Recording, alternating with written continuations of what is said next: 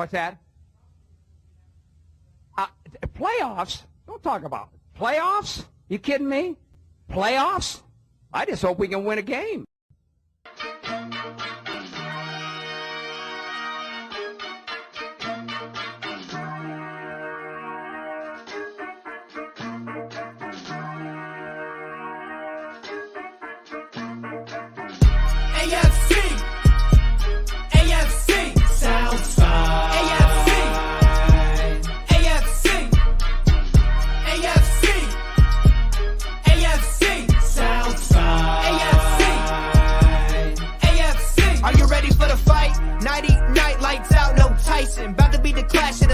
Strike like a lightning bolt. You feel the ground pounding, that might be the coast. Quick like a joke, like to hit when provoked. Don't you doubt that. That's a jaguar to a house cat. That's an outcast to a whole squadron. If you talking Houston, then we've got a problem. You'll probably get the horns if you mess with the cattle. Sit back in your saddle and get ready for the fan battle.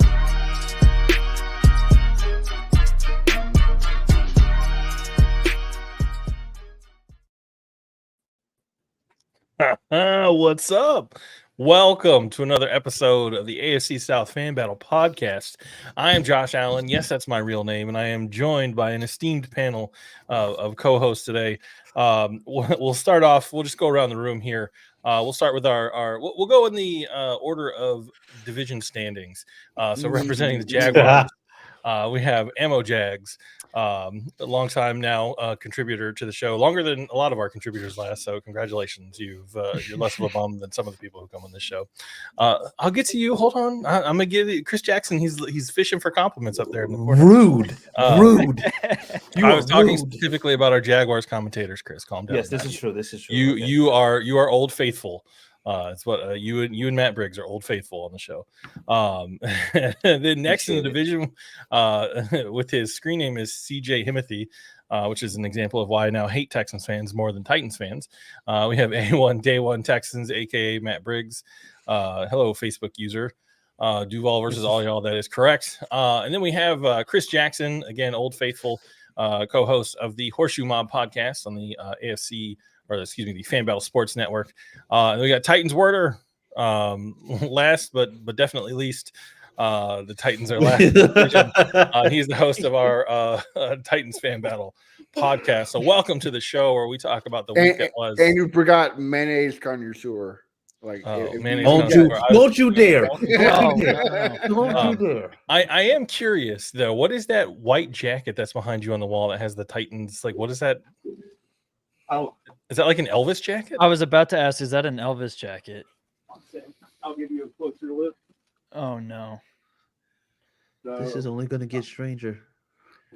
Yes, They got pants in there. Oh, It is. my God! It has. Wow. Yep. It has tassels. Yeah, Macho you Man need to put I was that about to say on. that's a Macho Man. Oh yeah. Okay. You know, I hate the Titans. You have to wear that. You have to wear that for the whole episode now. That's dedication. I respect it. Whew. Well, the tassel boots as well to go with. Right. Wow. You keep that up, Facebook user. Appreciate you. holy cow. Okay. Well, week 11 is in the books. At least for the AFC South. Playtime. I got you for 3 minutes. Oh You may man. not like it, but you have to accept it. Oh, yeah. Back when wrestling was actually good, right? You know, Right. Yes. for this nonsense we have now. Anyway, sound like an old man. So let's get into a little bit of NFL news before we talk about our teams. This is the thing I want to talk about. Broncos. I think he's safety Kareem Jackson. Suspended 4 games for a hit on what's his face? What's the QB he hit? Josh Dobbs. Josh Dobbs, yes.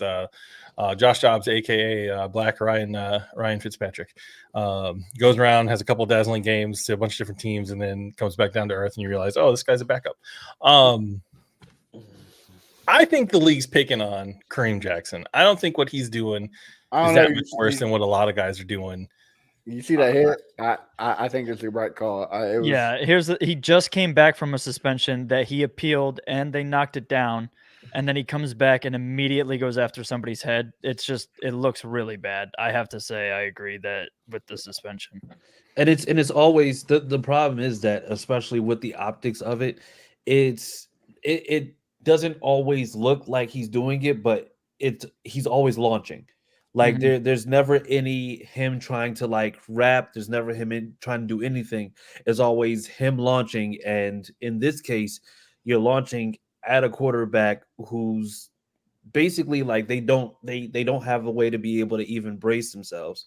And I mean, you got to look at it like you're under a microscope. You did it. You've done it a few different times, and you made a case for yourself, only to do it again. Like this is a Monday night, or this is a Sunday night game. It was like early in the game too. Because if this was like 4 or 5 weeks from now, I don't know that he gets hit with such a hefty suspension again. But literally the week he comes back, the game. It's crazy. Like, I from a business logic standpoint, I understand the emphasis on protecting quarterbacks, but you look at I don't know if you've ever gone onto YouTube. There's these YouTube channels now that take old broadcasts of NFL games and they run them through some sort of AI and they clean them up to where they're almost like 4K definition and like 60 frames a second. And it's like a crazy, like I've watched a lot of old football recently, and the game, has changed. Much more violent back in the 70s. So you just got to wonder. Some of those old timers would look at calls like that and just think it's sort of the sissification of the league. But the flip side of that coin is you're paying quarterbacks, obviously not Josh Dobbs, but you're paying somebody like Patrick Mahomes, Herbert and for the Chargers, $250 million. And Deshaun Watson, who can't stay on the field to save his life, with a fully guaranteed contract. From a business standpoint, you have to protect the investment. You can't have those guys getting injured. But I don't know. I still feel like the league's picking on them a little bit. So, my argument, not argument, but my kind of concern is like they're throwing these flags for roughing the passer, like that's a barely a hit. But this dude got like torpedo missiles in the head, and there was no flag. Like you gotta be consistent. Like it's crazy, man. The absolute worst call for roughing the passer was in the Jags game. I was like, I think also we can't be remiss in mentioning that he started with the Texans. He definitely started with the Texans. So let's just go ahead and just put that out there. This is all your fault, Matt. He is now a menace to the league. I'll say is that as time goes on, the evidence mounts that cheating and playing dirty and not playing by the rules is just something that's ingrained into the culture of Houston as a city, right? Like if you ain't cheating, you ain't trying. Look, okay, Chavo. Houston rap isn't any good. They don't play by the rules. We're doing this again. They farm out their dirty players to other teams now, right? Like Houston is I'm not saying, I'm not saying that we should nuke the city of Houston and just wipe it off the face of the map, but I'm just saying I enjoy the scene in the movie Independence Day where the alien ship is over the city of Houston and they nuke the ship and then the aliens live and the city of Houston is wiped off the map. I'm just saying that's my favorite part of it. That's bold words coming from a Swiftie. All right. Swiftie? Who's a Swiftie? Yeah, you're a Swiftie. You. Me? Yeah. That comment of Houston rap. Yeah, you're a Swiftie. No, I mean, hold on. It is simultaneous. It can be simultaneously true that Taylor Swift sucks and rap from Houston sucks. So I don't know what to tell you. Well, they did get confirmation this week that Jada Pinkett Smith is originally from Jacksonville, Florida. Listen, Jacksonville's awful too. I'm not defending Jacksonville and saying that Houston's terrible. Like we know we're awful. We know the difference is we lean into our identity. Like I think you're going places, eating faces mantra, Chris. That's perfect. Like that's who we are. It's what we do. You're welcome. You don't want to mess with us. Do not bother us. Just let us do our thing and don't come over here. and you might live to see another day. Somebody press the party button. Dude sounds stupid. He doesn't know what he's talking about. Yeah, well, argue with your mama. 'Cause I'm right. You know it. I know it. Everybody knows it. So suck on that. I'll take her to a nice seafood dinner and never call her back. Grizzly Mantooth is a saint. All right. So, listen, I hate to see anybody get injured, but Crybaby Bosa, I don't feel bad for him. Is that okay to feel like he's injured? I don't either. Is Crybaby Bosa? I thought it was racist Bosa. Which one is No, it? that's the No, other it's one. the Chargers. Oh, Bosa. that's the other one. Okay. Yeah. I think Yeah, they Nick both are. He Bosa- just hides it better. I got you. Okay. Yeah, and Joey is just too busy crying on the field to show people how racially insensitive he is. Nick stays on the field longer. Yeah, thoughts and prayers, obviously, but yeah, he's done for the season. The Chargers have a long history now of wasting good QBs' careers, right? Phillip Rivers, who we'll talk about in a minute, he wasted the majority of his career there, and then wasted the last little bit of it with the Colts. Well, they wasted Drew Brees' first 5 years of his career. Right. Yeah, I was gonna say Drew Brees. The Chargers. I think we should fold the Chargers and put a team in Canada. Send them to Toronto. It's probably for the best at this point because the start of Mexico League. We should start a. Mexico's run by the cartels. You can't put a team in Mexico. The NFL is never going to put a team in Mexico because it's too it sounds like I'm joking, but like there's too much. They're not going to risk like cartel violence in and around NFL games. Or they'll do a game or two a year, but they're not going to put a franchise down there. Can you imagine the money laundering opportunity that the cartels would see the NFL? Oh my God, can't even. Speaking of which, one day if we ever get around to doing a hockey show, my favorite team, the Tampa Bay Lightning, were apparently at one point majority owned by a Japanese Yakuza mafia, something or other, and the team was used largely as a money laundering scheme to launder their profits from like crimes that they did. And a lot of people are like, "Oh, I can't believe it. I can't know if I can be a fan of that." I'm just got to say that makes me love them more. Just seems amazing. But that's a story for another day. Joey Bosa out for the season. It seemed like there were a lot of injuries this past week. Josh Dobbs looked like after that hit from Kareem Jackson that he might come out of the game. What's his name? Andrews for the Ravens was injured. Yeah, Mark Andrews. Yeah. A lot of injuries in the college game. Florida and Florida State both lost their quarterbacks this weekend. A bunch of kids, you hate to see it, their careers ending. But careers that might be just beginning or maybe re-beginning. Let's talk about Phillip Rivers. 10 children. Now, if you're listening to the show and you don't have children, I want to just describe to you what it's like to have children. And now children in general are a good thing. They're a blessing. But when you first have children, imagine that you're drowning and then someone hands you a 50-pound bag of concrete and then starts to shoot at you. That's what it's like to have children. Now imagine 10 children and just magnify that. Phillip Rivers, he's lucky he's a millionaire, right? Like I guess maybe money solves some of those problems. He can just hire people to deal with his children. But like his poor wife, she's got to be tired. I wonder if they're all boys or what to do with I don't know.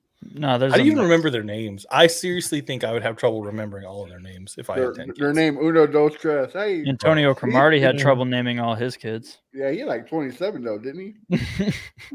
Yeah, he got a vasectomy and then had more kids after the vasectomy.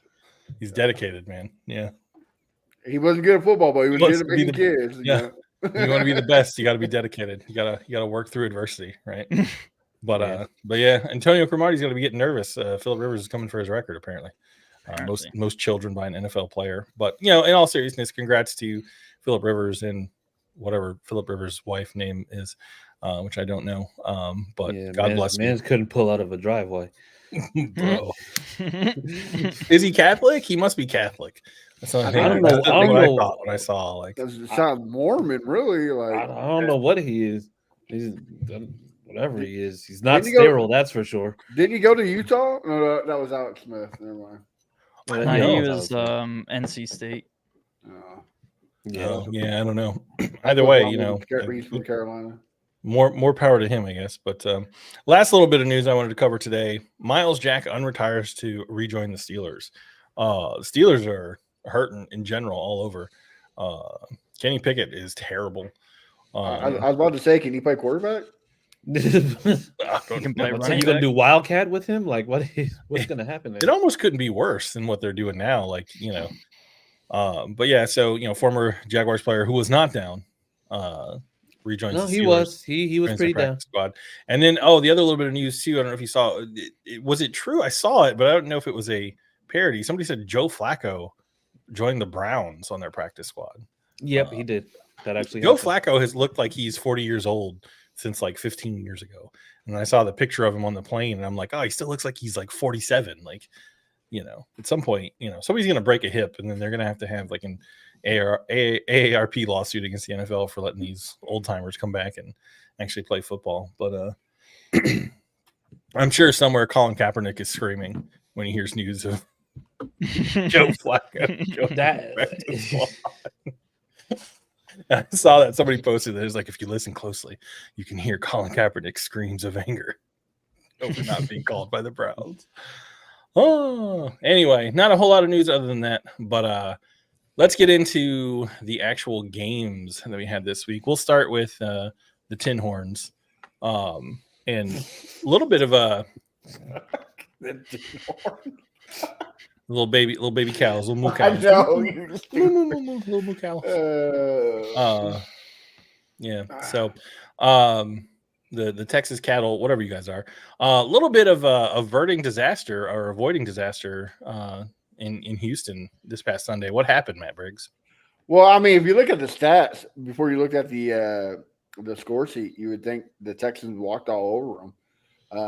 The only bad thing is C.J. Stroud kind of came down to earth. It looked like a rookie, threw 3 interceptions in the red zone. That's what hurt him. Each time he turned the ball over, it was in the red zone. 2 of them were in the end zone. So that's what took the points. But yeah, I'm having chest pains. I almost had to go to the hospital because the Texans are giving me a heart attack every game, and they just cannot. Okay, Urban Meyer. Correctly. I mean, it's true. Like they just. I get your philosophy, and I agree with you. Win big, win small, win ugly, win pretty. Just win. But dude, can you win more than just by small? Like win the game big time. I'm done with just having a heart attack every game. But one play that kind of scared me. I think this kind of led to those interceptions. C.J. Stroud got hit hard. He actually got knocked out of the game, and Davis Mills came in and threw for 1 completion. So I'm going to be like all the other Texans fans. Davis Mills has completed every pass he's thrown, so he's the best quarterback in the NFL. Well, I'm going to use Texans fans' logic against them and say Stroud threw 3 interceptions, so he's a bust. He's terrible. Right. He's not a generational talent. Fraud would be a good word. Fraud alert. Fraud detected. Right. Fraud detected. Only fraud detected in here is Houston rap. He's so stupid. Oh, Jesus Christ. But yeah, after that he did look a little rattled. He did make some bad. One interception was not his fault. It hit Robert Woods in the hands. I think he's still playing for the Titans. Hit him right in the hands, and he could catch it, and he picked it off. Like, how can you not catch that ball? Everybody's like, "Oh, he threw it too hard." No, dude, you're in the NFL. You're getting paid money. You catch every ball thrown to you, especially it hits you in the hands. Like, that's not an excuse. Like, I don't want to hear it. You got people catching balls from John Elway. Like, if anybody can catch his balls, anybody can catch balls from C.J. Stroud. So it's not an excuse. But yeah, the defense stepped up and won us the game at the end. Big stop there to stop the touchdown. And we won the game. Now it's on to the Jacksonville Jaguars. Just like So what QB are you guys going to select in the draft this coming year? Since CJ Stroud sucks now. We're going to select CJ Stroud. CJ Stroud. Okay, Yeah. That's dumb. Did you know you went to Ohio State? Ohio State quarterbacks never pan out in the league. How did Kyler Murray? I didn't watch. I'll be honest. I didn't have time to watch anything except the Jags game. Normally, I'm able to hit some of the highlights of the other teams, but I'm curious. He looked decent last week. Right. So I'm curious. He had like 201 yards or something like that, and a touchdown. He looked good. He made a lot of moves with his feet, so it looks like the knee is 100%. The dude has no help at all on that team. Like the only good player they got is Trey McBride. And listen to the list of people who caught passes for Kyler Murray: Greg Dortch, yes, Rondale Moore, Trey McBride, Marquise Brown, Jeff Swaim. That's a name probably people have heard. Tony Jones Jr. There's too many people with the last name Jones in the NFL. The people got to start changing their last names because I can't keep track of all these Joneses. Elijah Higgins and James Conner. Yeah, you can't imagine Kyler Murray's going to be overly successful with that supporting cast. And it looks like he got sacked 3 times. I think that's another thing that I saw people talking about was the Texans O-line gave up 4 sacks to the Arizona defense, which I don't know. Is the Arizona defense any good? I don't know that I could name a player on Arizona's defense. They're real banged up. They're really hurt, just like almost every team in the NFL on the offensive line. But it's just CJ. Like I said, CJ Stroud. The first sack that happened that knocked the breath out of him. It was a delayed blitz, and Zach Mason, instead of holding him, just let him go. And I'm going to tell you, he got hit. He got rocked. And I think after that, he just kind of got happy feet. And just every time he seen pressure, he instead of getting rid of the ball like he usually does, he just kind of bounced around everywhere. And that's what made him, Yeah, I mean, that's the recipe for beating any quarterback, right? Knock them off their rhythm. I hate to defend CJ Stroud, but if you look at that game last week and think that CJ Stroud is not a good quarterback overall, you're stupid. And that's what I try to tell people. Like, he still threw for 326 yards, 2 touchdowns. Like, I mean, what else do you want him to do? He had 3 interceptions. If you turn those 3 interceptions into points, you're singing a different praise. You're saying he's definitely the MVP instead of just that he's in the talks. Like, well, yeah, I mean there's very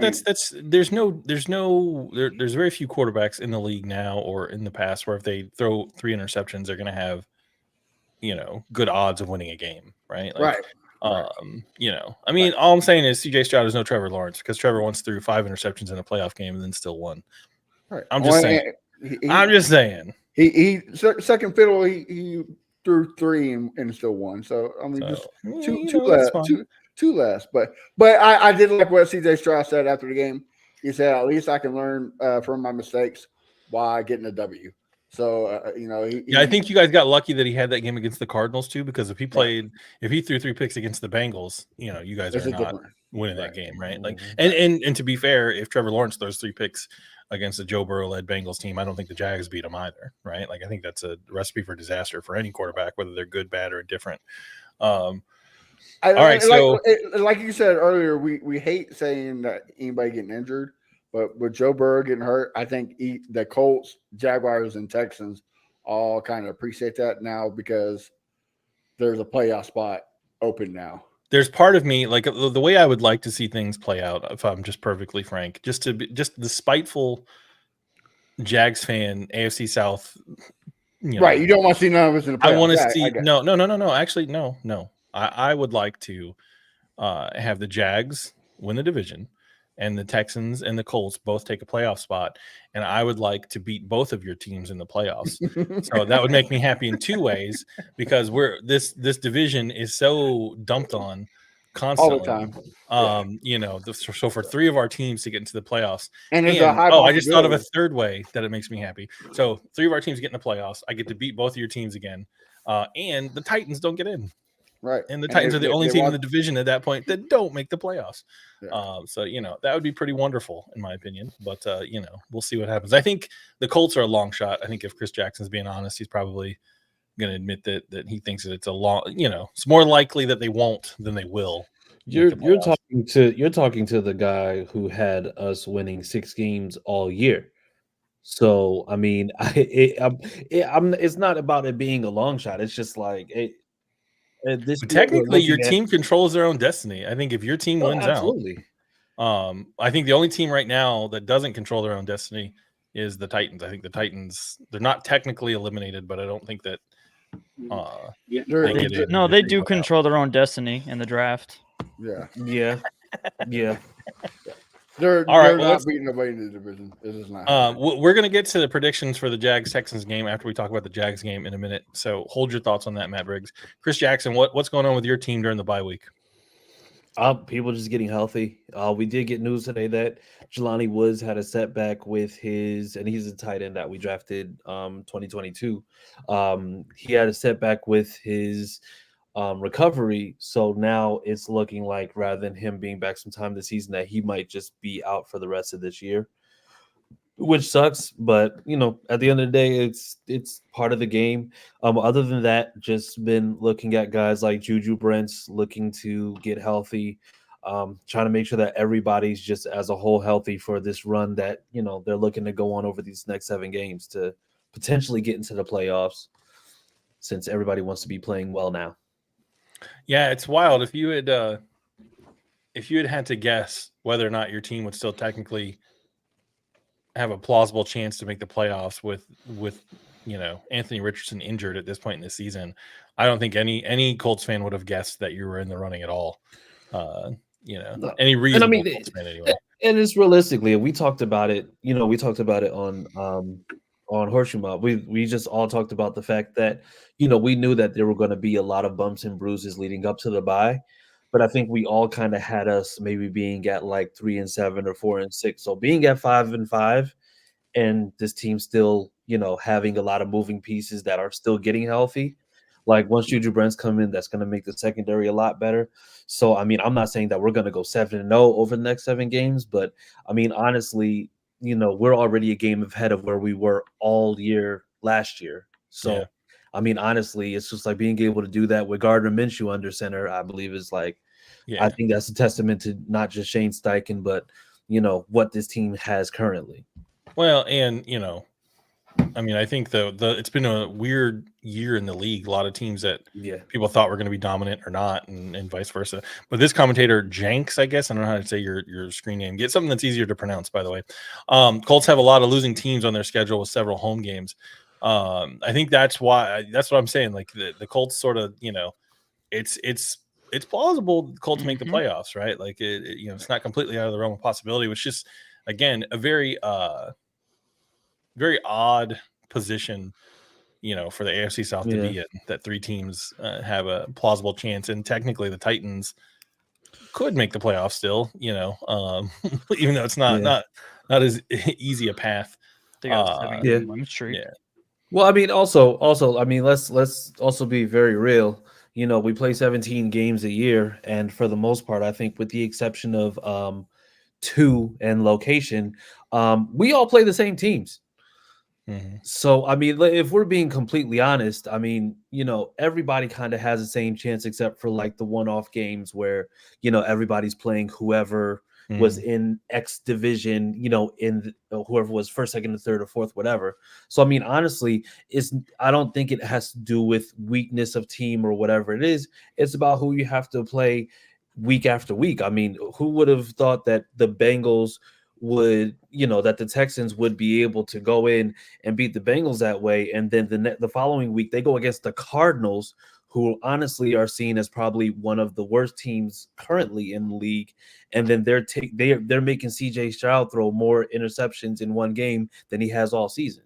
Yeah, that's why I say every game is its own thing, right? Every week is a different animal. I think the Cardinals are in the territory now where they're dangerous because they literally have nothing to lose, right? Exactly. Like they can go in, they can play loose, they can just play football and see what happens, right? Yeah, if they can lose play another game, upset to somebody. So there's almost no pressure on them because they're expected to lose, So and Kyle Murray is the number 1 overall pick for a reason. Like he despite his size, I'm not either, but he still has talent.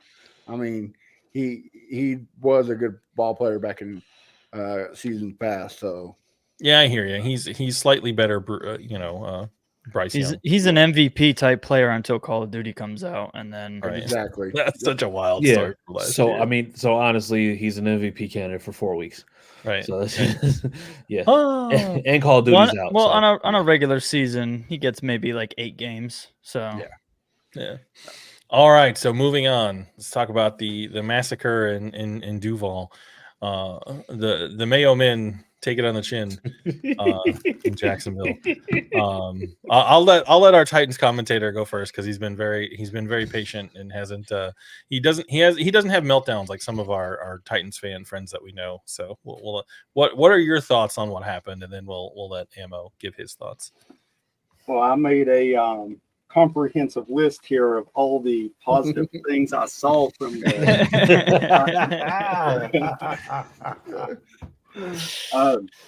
Now, seriously, starting with the positive, I'll say Levis still looked good when he had time to throw the ball.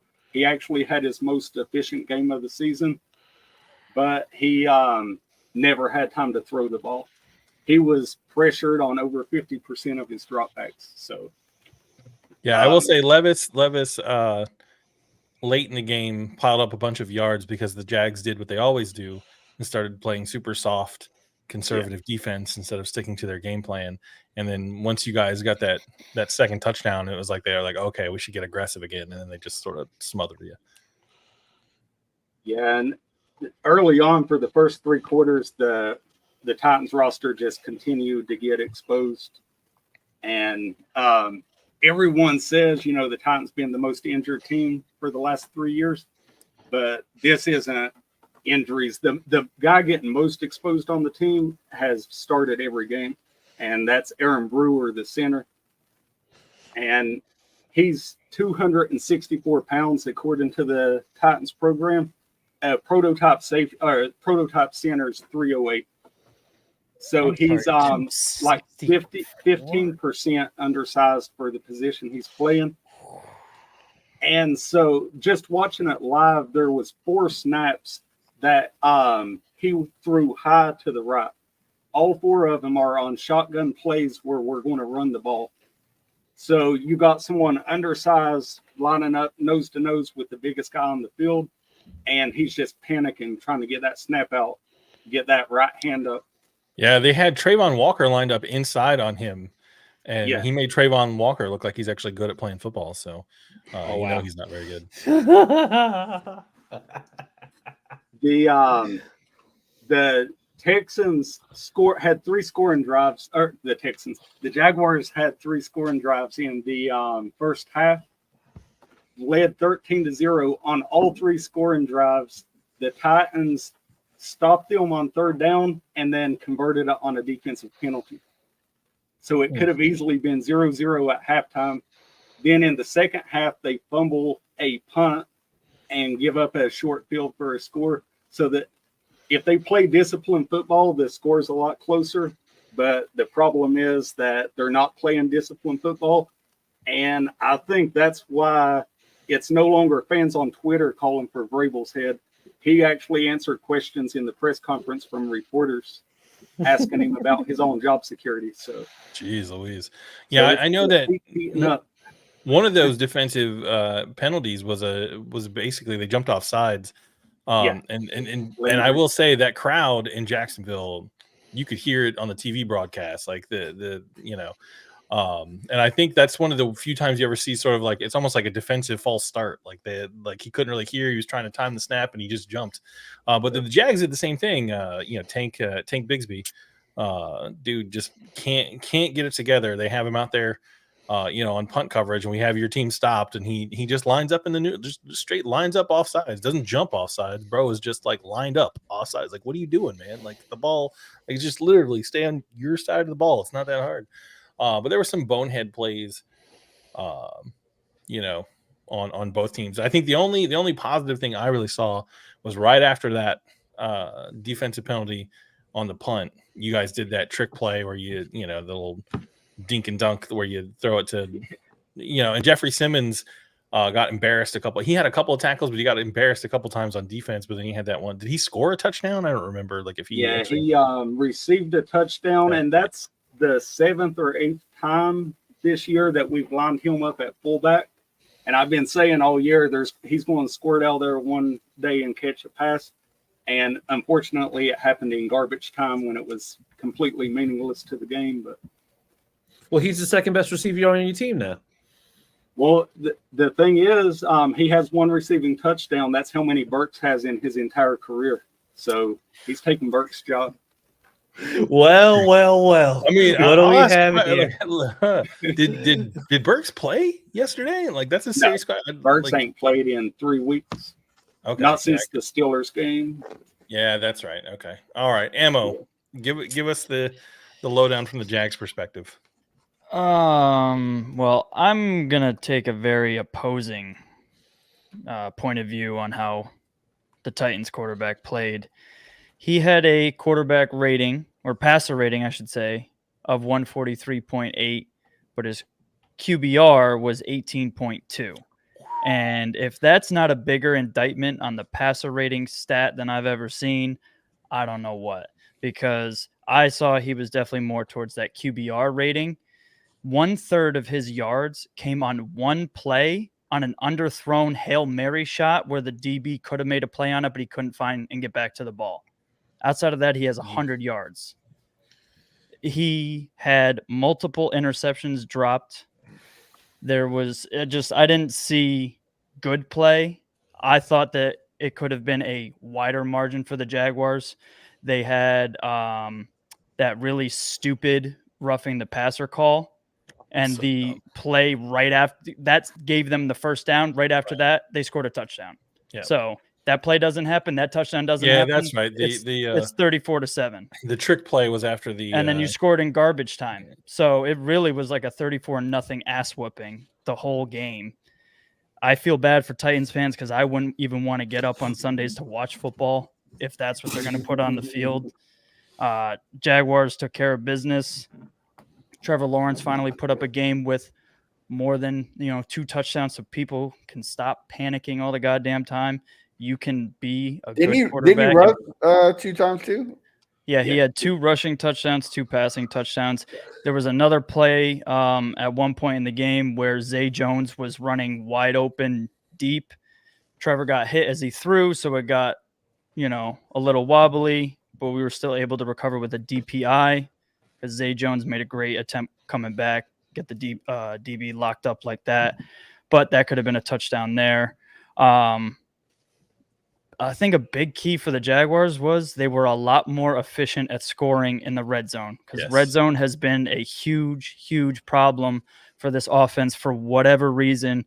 Zay Jones has always been like that red zone target. He didn't even it wasn't even anything he did, but him being on the field and our red zone offense is just better. They were double teaming him on a couple plays in the red zone, and that allowed Calvin Ridley to just toast whoever was on him. Yep. And they hit Ridley for a couple. When touchdowns. Zay has played a full game, Calvin Ridley has 100 yards in every single game that Zay plays a full game. Because you literally have to pick your poison at that point. Like you can't, because you got Kirk in the slot, and then you got 2 threats on the outside. If you only have Ridley on the outside and fucking Tim Jones, who's just there to block, like what is that going to do? Jamal Agnew is not scaring any DB. Yeah, he's on the IR now too. He's out. Yep. So exactly. So getting Zay back is a huge, huge help to the offense. Y'all said our number 1 cornerback down, so Fulton got benched in the second half because he was performing so poorly. Yeah, he gave up that really nice catch that Kirk had with the toe touch on the sideline. Oh, yeah. There was a couple other ones. It was a tough sledding for him. Who was the cornerback? Christian Fulton. Yeah. Oh, the guy that. Season. Oh yeah, Christian Fulton, the guy that was supposed to change the next Darrelle Revis. Yeah, right. Jesus. Other things. Let me see. Yeah, I think the stat with him was that he gave up 110 yards through the air, and the rest of the DBs gave up 152 total. So that's pretty awesome. That's not going to be a fun film session, I can tell you what. Can you imagine? It never is. No. You hear Vrabel commented on the film session coming up. He said that he doesn't think the film's going to be as bad as everybody thinks, and Titans fan base went crazy. Like you can watch that. I saw some of those comments, man. And he's lying to himself. He is lying to himself. How do you say that and then at the same time say that Jacksonville's better coached, better this, better that? Like, I don't know. You're giving up, but you're also saying that it wasn't as bad. I don't know. Because he's already looking at the. He's looking at homes in New England. Yeah, exactly. Yeah. Do you think Vrabel survives this season? No, I think it's in the best interest for both parties to go their separate ways. They had a great run. They did what they did. But I think the Titans need to just refresh and rebrand, bring somebody that's going to actually look for legit, like Michael was saying earlier, bring legitimate talent in at coordinator instead of just his buddies, and actually try to fill out. Rand's gonna bring it. He's gonna bring his own guy in. He's gonna bring in somebody from San Francisco. Yep. He's gonna hire Bobby Slowick. Vrabel got the last year out of just respect. He's from San Francisco, sir. Thank you. Yeah, he's gonna I hire think Bobby Slowick. if we get to 6 games, I think Vrabel, if they bring him back next year. You said if you win 6 games? Yeah, if we get to 6 games, I think they bring him back, because the roster is so depleted, and that would basically be a lateral move. If we end up with 4 wins, I think he's gone. Well, the real question is, are the Titans going to win a road game this year? No. Well, and I did want to comment on that, because I don't know if y'all saw my post in the group wishing a happy birthday to the Titans' last road win, which turned 1 year old on Thursday. Oh my God. So we have only 2 road games left this year. So one is Monday Night Football at Miami, and I'm assuming nobody thinks we're going to win that one. The only other one after that is New Year's Eve against the Texans. So if the Texans beat us in Houston, then it'll go at least a 1 year, 10 months since we won a road game, because we won't have another one until next season. Oh my God. So that would be 22 months since we won a road game. Hey, can we go back? Can we go back to that Miami thing? Because if Christian Fulton gave up 110 yards, then what do you think is going to happen if he has Tyreek Hill might break records. I was about to say, thank God I got Tyreek in fantasy. Woo! Tyreek Hill might just get a 1,000 yards in one game against Christian Fulton. Against the Buccaneers, we allowed Evans to go for almost 150, and we never got out of single zone. Like, we never doubled him. It was single zone the whole game. Seems like so. Assuming we keep that same philosophy, I mean, it could be a 250-yard game for. So who is the Titans' defensive coordinator? Shane Bowen. Oh, that's right. Yeah. Hey, so with that being said, who do you think you guys are getting in the draft? Because let's just look past these next 6 games, especially that Miami game, because that's going to be a slaughter. It's going to be Mayo all over the field. If he's there when we're picking, which the way it's trending, he's going to be there when we pick, is Marvin Harrison Jr. Otherwise, the best tackle available. Where do you think y'all are picking?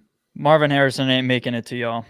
Unless you have 1, 2, or 3, you ain't getting it. I think we're picking top. Right now, we're at 6. And, I mean, how many more games do y'all think we're going to win this year?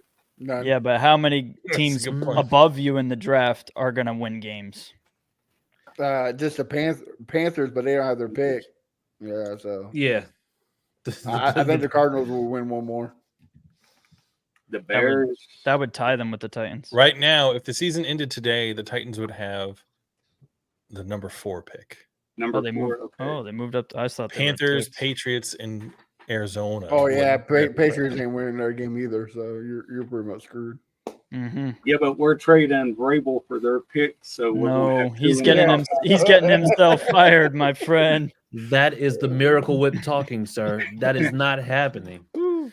They're not trading. If I think Vrabel's going to leave fired. Tennessee. He's going to be hired by New England as their next coach, and then Bobby Slowick's going to go to Tennessee, and then hopefully, C.J. Stroud will get a terrible offensive coordinator and be exposed for the fraud OSU quarterback that he is.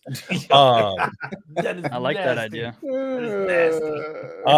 So let's move on to next week. The Colts play the Buccaneers next week, right, Chris?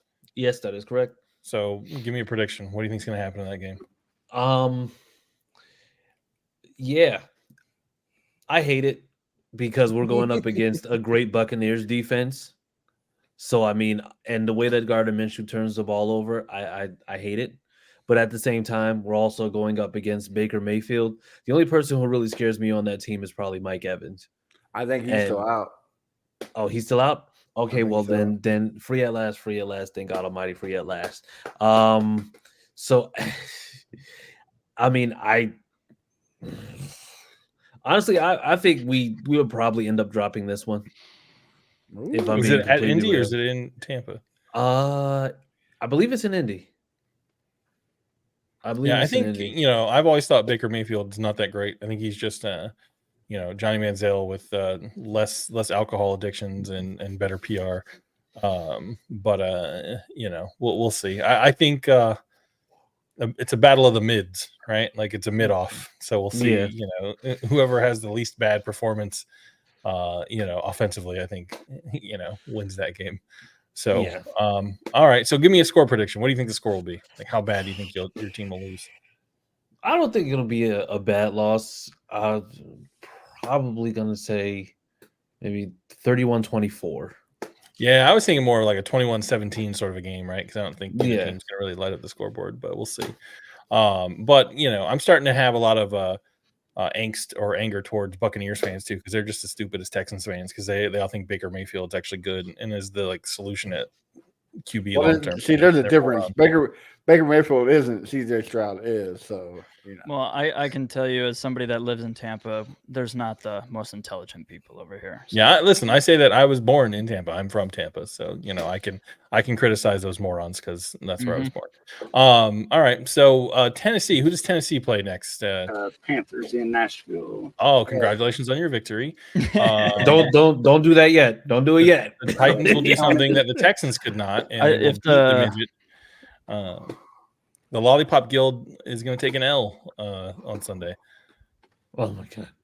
I don't know. I don't think you should. I know. I think the Panthers. I think the Panthers would get 2 wins this year. Listen, Titans fans that are listening to this show, either now or in the future, if your team does lose to the Panthers, you will never hear the end of it from me. So you better hope your team pulls out a victory.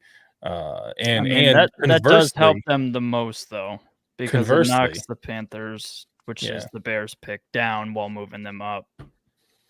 Conversely, if the Titans win, Texans fans, you will never hear the end of it because now the Titans have done something that your bum team couldn't accomplish. Bum. So speaking of bums, let's talk about the bums from Houston that are going to host the defending division champions and current division leaders on Sunday. I like how you say that current because come Sunday it could change. So. See, so much bravado and so much. I said it could change. Is that not facts with the K? I mean, it could change, but we'll see. I think the Jaguars are going to go in, and the Jaguars seem to play better when they're on the road and there's less distractions.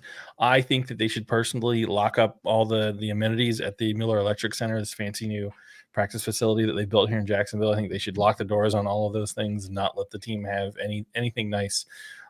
Make them play like they did when they were in England, like they were just out on a soccer field with no fancy anything, just playing football, practicing. Right. I think they should. The Jags seem to do better with less distractions, in my opinion, and that's completely, probably unfounded and not based on any sort of fact opinion. I think the Jaguars going to Houston, and I'm not going to say that they're going to beat them like they did last year. I've seen some Jags fans saying that. I think that's just stupid because this is a completely different Jags team and a completely different Houston team. But I do think that the Jaguars. I'll say it again. I said this in a chat that I'm part of. I think if the Jaguars play as well this coming Sunday as they did against the Titans, the Jaguars will beat the Texans on Sunday. But if they play like they did against San Francisco, then the result will probably be very different. What do you think, Amo? I have the Jaguars winning 27-24. Oh, okay. I think it's going to be a close game. I don't think the Texans blowing us out. I don't think we're blowing them out. It's going to be a hard-fought battle going back and forth. It's going to come down to the last 4 minutes of the game. And I think even more so now it's going to be a close game regardless of the outcome because of what the Cardinals were able to do to Stroud. Now there's tape on exactly how you knock Stroud off his game and off his rhythm, right? So if the Jags are able to see something in that film and they're able to reproduce it, and I will say that, despite my jokes about Trayvon Walker, he has started to play better. The Jags defensive line in general has started to play better. The secondary, still had moments where you're like, what are you doing? But the Jags defensive line has played better. So we'll see we'll see what happens, but I think the Jags are going to win. What? Give me your honest take. Don't give me your crazy rabid Texan fan take. You know, I never do that. What are you talking about? I know, but you hang out with Christopher Remington and you talk to VT a lot, and both of those guys have done the Houston bath salts. So, what is my name? Matt away from Evil Harish he does not need to be lumped in with that. I'm about to put some respect on my name. All right, look. All right, fair enough. All right, give me your opinion. What do you think happens if the Texans can do what they did week 3, every game this year in the third quarter, they go conservative and they start to lose momentum, and they start to lose. Unlike they did week 3, where they had that crazy kick return for a touchdown. If they can get the ball moving in the third quarter, they win the game. If they don't, they lose. And I don't think they will. I got the Jaguars winning 24-21. It's going to be a good game. Yeah. So you and I are kind of in that same boat. And I'm in the same chat you're in, Josh. I agree with. It's a coin flip. Like, it could go either way for the Texans and Jaguars game. I still stand on the fact that I don't think it's a crazy Jaguar fan opinion to say that if the Jaguars play as well as they did this past Sunday, that I believe that they will win the game. Like, people try to tell me that was some sort of like crazy Florida man opinion, and I'm just like, I don't think it is. I think it's not crazy. So. Yeah. But you did say that knocked CJ off his rhythm. I mean, he still had 326 yards and 2 touchdowns. It really didn't knock him out of his rhythm. Just like I said, if he scored those 2 red zones, it's a different story. It's, MVP chance instead of. CJ, but I think you make the same argument about,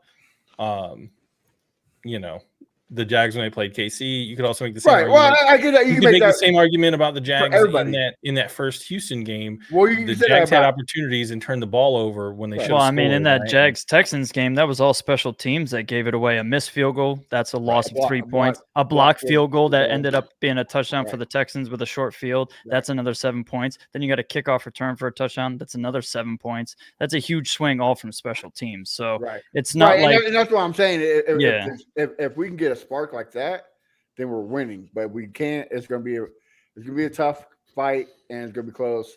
It could be either way. But also with those 3 interceptions, or those 2 interceptions, those were rookie mistakes. And the good thing about CJ Stroud, if you see him play, he hasn't really been making the same mistake twice.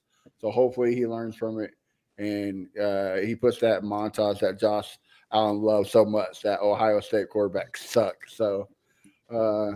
Listen, even if CJ Stroud ends up being a good QB, overall, Ohio State quarterbacks have sucked in the NFL. He is the one exception to the rule. That's fine. Just like all the Texas Tech quarterbacks were good, and the Wyoming quarterbacks. I mean, there's always that one exception, and I'm glad he plays for the Texans, so I'm okay with it. See. We might not want to use that because we don't want to lump Trevor in with Deshaun. I don't care. Trevor's proven to be good. 3rd fastest QB in the league to 10,000 yards. So, come talk to me when CJ's done that.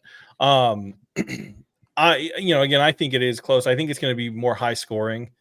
I think it's more like a 31-28 for whoever wins. I do think the Jags will win, but I think it's going to be a close. I think it's gonna be a close game. We'll see what happens. Well, both defenses are clicking at the right time. I will say that. I think whoever wins the turnover battle, whoever generates more turnovers, that's the most basic. Whoever got the most points at the end of the game wins.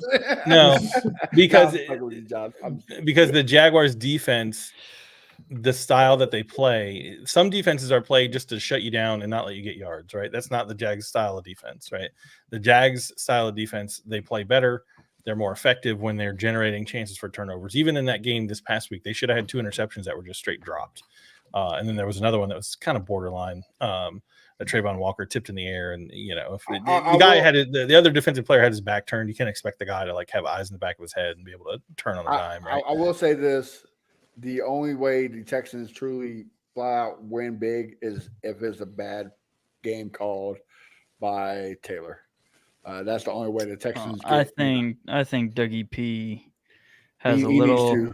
I think Dougie P's had a little more hand in the cookie jar. Yeah, there's still a little bit of past nonsense. week. They had that stupid slow developing run play on the one drive where it was like 3rd down and like 6 or 3rd down and 4, and they the snap went to Trevor, and then he dropped back like he was going to pass, but then he dumped it off to the running back, and it was like the Titans were already in the backfield Right. at that point. I'm like, you can't do the cute stuff. Like just run the, if the Jaguars vanilla offense works, run the vanilla offense, right? Like you don't have to always have a trick play, or something that's fancy to get the job done. So, all right, gentlemen, anything else we want to discuss before we wrap this one up? I don't know if Michael, did you give a prediction for the score? Oh yeah, I don't know if you did. Prediction. I'll say 14-13 Titans. Oof, that's going to be a wonderful game to watch if that's the score. Jeez, a real barn burner. They should move that to Thursday night if that's the case. Well, These I Panthers will say, games are I real think this exciting. is a must-win. Like, if we're going to get to 6 games, if we lose this game, there's no path to 6 games to save Rabel's job. So, It's one step Yeah, I closer don't to think so. Marvin I think it's Harrison going to Jr. be pretty bad. I hope that you guys win just enough to keep Vrabel forever.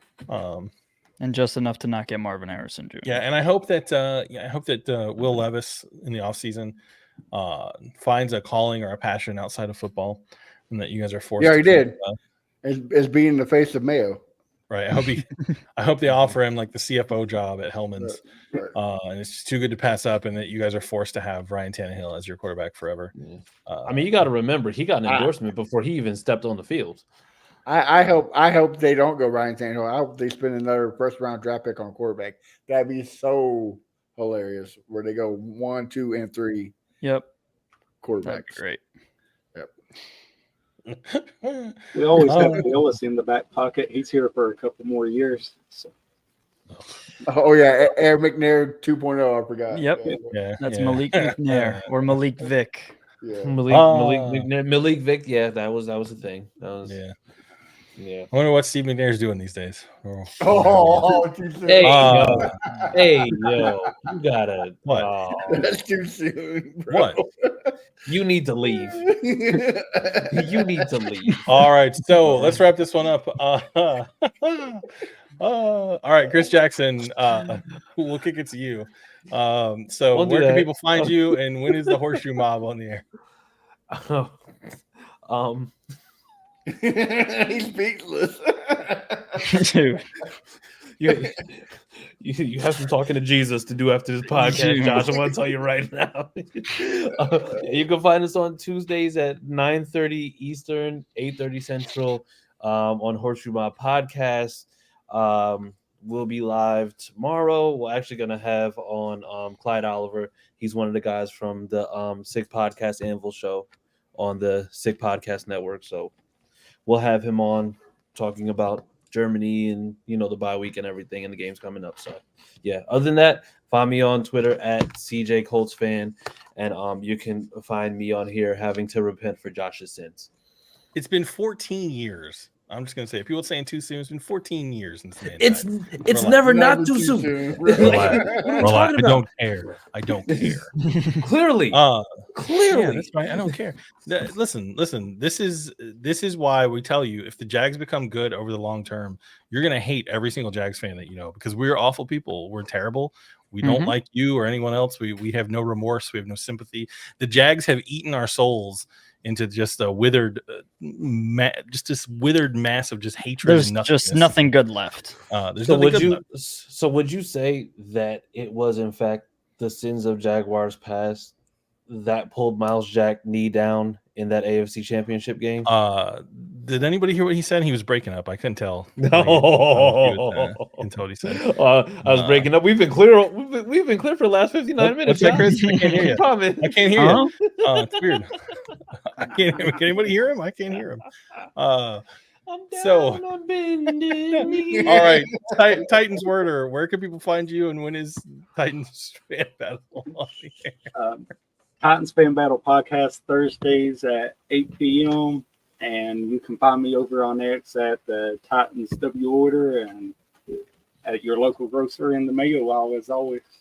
Oh, Jesus. Jags, where can people find you? You can find me here Monday nights talking about the division leading Jacksonville Jaguars, which we will be after next week. And you can catch me on Twitter at AmmoJags. Matt Briggs. You can find me Wednesdays at 8 p.m. Central on the Texans Fan Battle, talking with the evil Harish and Grimsaw. And also, you can find me at A1 Day 1 Texans everywhere. All right. And in the show, I just want to give a shout out to the folks over the First and Teal podcast. I actually won tickets to the Jags Titans game. I was not able to go, but it was a salute to service weekend. My brother-in-law is in the military, and he took my nephew Ethan. There's a picture Nice. to his first Jags game. Dude had a ball, and he brought back a W. So I told him that every year now he has to go when we play the Titans and make sure that we bring home a victory. So shout out to those guys. They did a contest where you could donate some money to Head On Youth Impact, which is a local Jacksonville charity, and they gave away some tickets to the game. So really appreciate the gals over at First and Teal. Appreciate all the Jags fans that showed up. And I think the only thing that we need to leave on Chris Jackson, I think you know what we need to say before this podcast is complete. Yeah, she wasn't here last week, but you know what? We miss you, Sam. And as always, in light of Jalen Ramsey getting 2 interceptions yesterday, we got to double down, okay? So, guys, remember, Sam loves Jalen Ramsey, and even more important than that, Sam loves Jalen Ramsey. Sit back in your saddle and get ready for the fan battle.